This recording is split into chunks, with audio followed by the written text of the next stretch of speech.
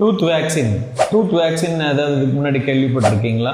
நம்ம நிறைய பிரச்சனைகளுக்காக வேக்சின்ஸ் போட்டுக்கிறோம், அதாவது தடுப்பூசி போட்டுக்கிறோம். இப்போ நம்ம கொரோனா வந்ததுலேருந்து தடுப்பூசிங்கிறது ரொம்ப பிரபலமாகவே எல்லாத்துக்கும் தெரிஞ்சிருக்கு. அதாவது ஒரு நோய் வராமல் தடுத்துக்கிறதுக்காக போட்டுக்கிற ஒரு ஊசி தடுப்பூசின்னு நம்ம சொல்கிறோம். ஓகேங்களா?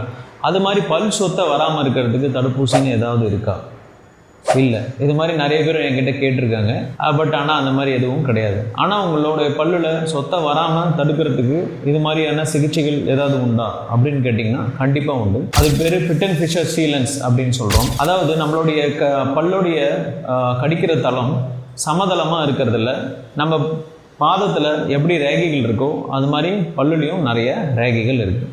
இந்த ரேகைகள் சில பேர்த்துக்கு ரொம்பவும் ஆழமாக இருக்கும். அப்படி ஆழமாக இருக்கிற பட்சத்தில் அவங்க என்னதான் பல்லு விளக்குனாலும் சுத்தமாக வச்சுக்கிட்டாலும் அந்த ஆழமான ரேகைகளுக்குள்ளார நம்ம சாப்பிட்ற உணவுப் பொருட்கள் போய் தங்கிடும். அந்த இடத்துல நம்மளுடைய பிரிசில்ஸ், அதாவது